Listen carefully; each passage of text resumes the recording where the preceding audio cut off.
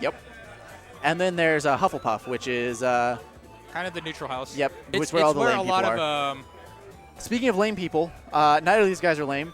I see Great JuniorBug all the transition. time. My non sequiturs are amazing.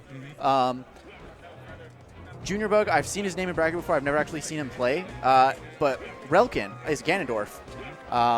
So this is actually really going to be really interesting because Ganondorf, Jigglypuff, both of them are kind of like a slow, slow character. Very spacing heavy, very kind of campy. Yeah. So if you play him right, it's kind of campy. Yeah. So Ganondorf, I would imagine, like I'm actually not super familiar with this matchup, so a lot of this is speculation. Right. Keep that in mind as you listen to my commentary. Just disclaimer, a little caveat, a little note. Falcon, approaching it from the Falcon standpoint, what Falcon can do to wall out Jigglypuff is like full hop, and as you're coming down, if she jumps at you, throw out a bear. She's not double jump away, and if she comes at you then throw out a bear. I would imagine that Ganondorf could do something very, very similar with his back air, but he has the added benefit of his fair basically being like Marth's sword, in that it's like a giant, what's the word? Hitbox that is big, detached, and good. Disjointed. Disjoint, thank you. It's like a giant disjoint hitbox, basically. Yeah. I'd imagine Ganondorf kind of struggles keeping space, though, because his fair is so slow. It is, yeah. He has to either hit shield, which is really dangerous, or he has to fade away, which gives up stage. Jigglypuff can so quickly take up. Yeah. She's so much faster than Ganondorf, at least in the air. Yeah, the aerial mobility is definitely in Jigglypuff's favor. Yeah. That being said, Ganondorf does have all the slippy and slidiness. The platforms will probably come in quite handy.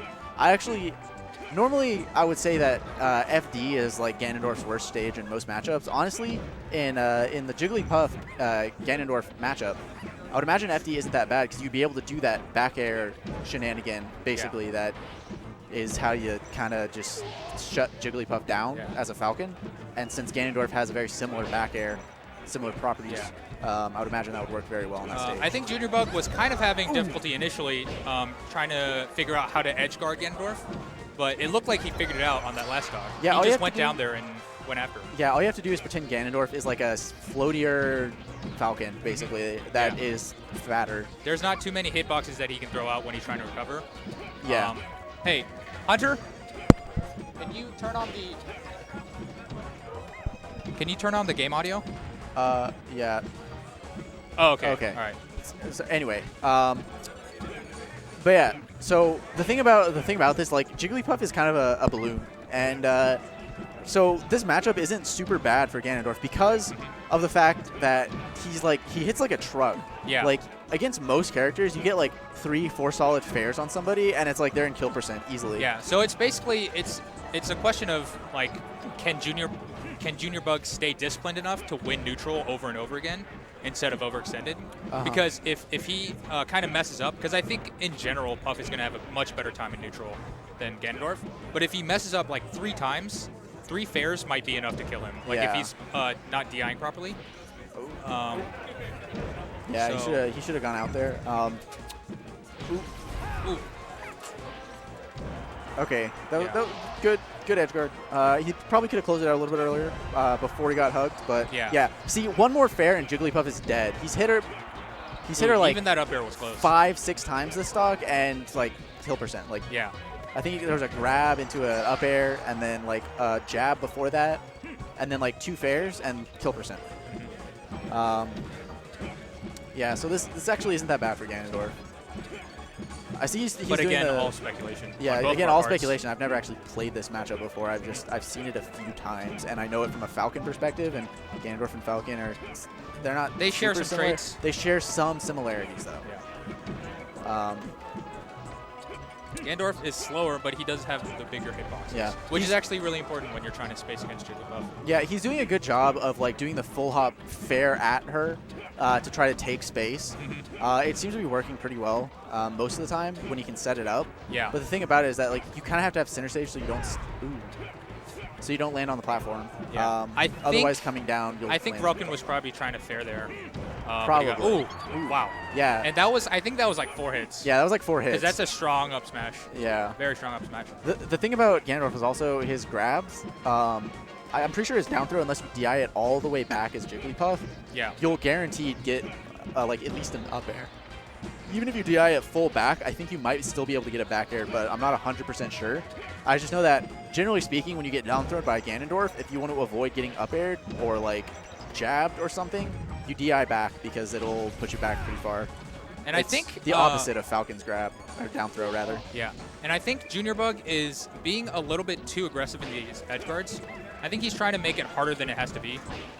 Because again, like we were talking about, Ganondorf really doesn't have that many things he can do. And because he shares his recovery with Captain Falcon, they both have really, really stupid long end lag once they land on stage. Yeah. So JuniorBug could honestly just hold onto the ledge when he sees Relkin recovering, and then he could just jump onto stage and probably punish. Yeah.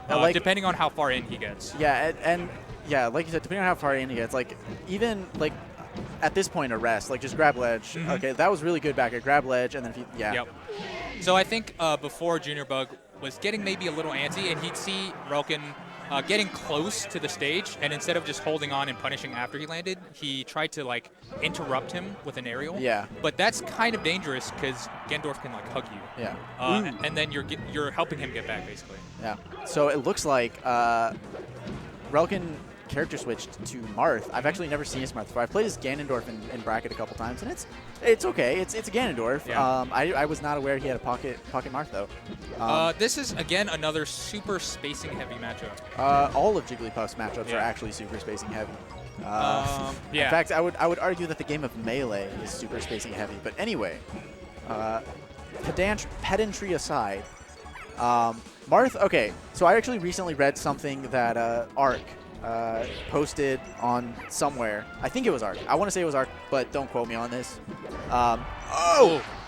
Tipper F smash. Oh my gosh. So Relkin just waits for JuniorBug to throw out that back air and then tipper forward smash. Yeah. But Arc was actually saying that Marth actually has a really good matchup against Jigglypuff, but there hasn't been a lot of exploration at a really high level of it. Mm-hmm. And Marth has like a bunch of guaranteed kill setups from like pivot S smashes out of like a throw that like nobody really does consistently at a high level or really ever. And that he had actually tested these setups against HBox at where was it? Was it CCC?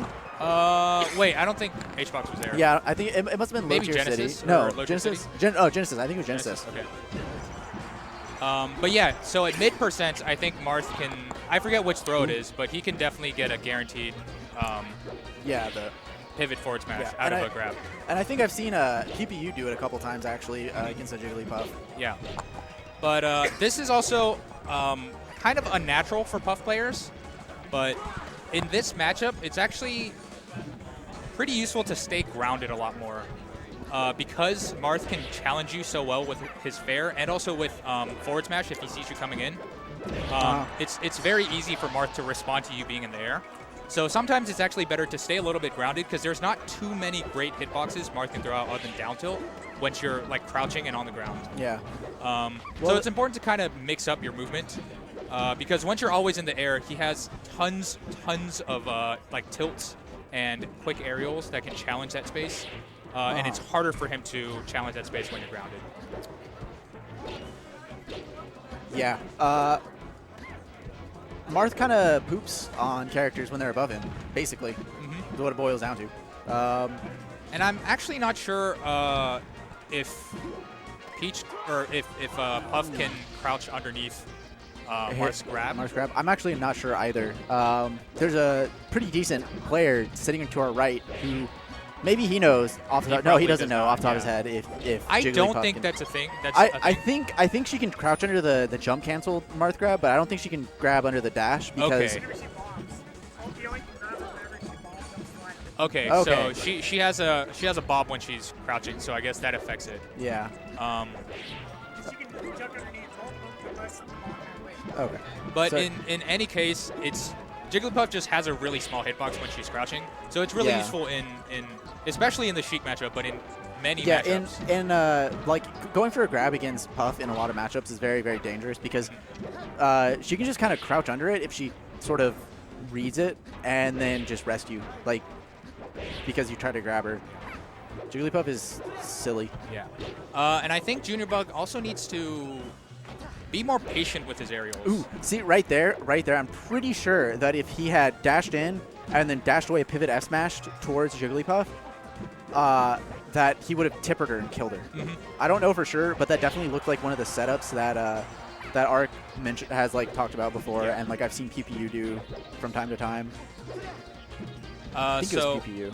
But as I was saying, I think JuniorBug needs to be he needs to start baiting Relkin into reacting, and then punishing Relkin's reaction.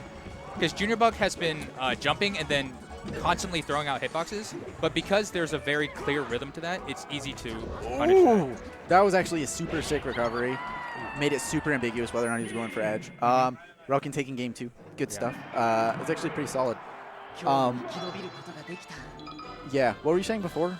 So I was saying that JuniorBug isn't mixing up the timing of his aerials, so it's really easy for Relkin to try to anti-air them, because he knows when they're coming and he knows how to space around it. Yeah. So he should slow down his aerials so that Relkin expects the aerial to come out at a certain time, and then he's in animation, and then JuniorBug can punish him. Or he can also tomahawk and grab, and then that can set up for like an edge guard situation or something like that. So. But I think JuniorBug is just, I think he's a little impatient, and so he's throwing out these aerials as quickly as he can. Oh, there it is. He went for that like 4 times before it finally worked. The first few times, if he had done like the pivot F smash shenanigans, I think he would have gotten it a lot quicker. Ooh. Wow. He's just, oh my gosh. Oh, geez. That was like an as-in stock. Those were 2 as-in stocks where he just kept doing the same thing. But it worked. Yeah, and JuniorBug eventually ran into it. It was gross. Yeah. But good stuff by Relkin. Sticking to his guns. Oh. Is he going to do it again? All right, JuniorBug has learned after 2 stocks. He's made the adaptations, but this is a uphill battle that he's going to make. Yeah, this is oh, that was good. Okay. Really good. Okay, so one of the things that a lot of people don't do when edge guarding Marth is they don't just go out there and hit him after he side Bs, because he's super vulnerable after that. And so if you know when he's going to side B, or he kind of has the same like beat to his side Bs as he's recovering, after he side Bs, just go out there and hit him. There's nothing you can really do about it except immediately up Bing without. That's the only thing that won't kill him. If you immediately up Bs and you do it correctly, then you'll probably still hit him. Yeah. Especially with the large disjoint that back air is. It's really easy to be safe and still go out and challenge Marth, because it's one of the few moves that are like large enough where you don't even have to worry about getting hit by the side B. Yeah, and even if he is like side being from really high and he still has his double jump, by going out there and like challenging that side B with a back air, you're basically you're almost forcing him to use his double jump, so he double jump fairs you to get you away. Otherwise, if you, because like if you side B again, the Jigglypuff or the character will be able to go out a little bit more, fade out a little bit more, and back air you and just kill you outright. And so you have to double jump, do something like fair to get her away, to keep her from encroaching, so you can still recover. Good bait there by JuniorBug. Sort of like what I was talking about switching up his rhythm. Yeah. So Relkin saw that he edge invincible refresh twice, so he was like, all right, I'm going to go up and challenge with the down tilt. And then JuniorBug just went up and faired him because he saw what Relkin was doing. I think like Relkin has used 4 moves this entire match: down throw, F smash, nair, and back air once on accident. He did. Oh, up smash on accident. That was totally supposed to be an up tilt. Oh my gosh, that was kind of ridiculous. Like that was like a combination of like I think that was just a lot of bad DI, honestly. It was just a lot of bad DI. It was some bad DI. It was also being where the Marth wanted you to be.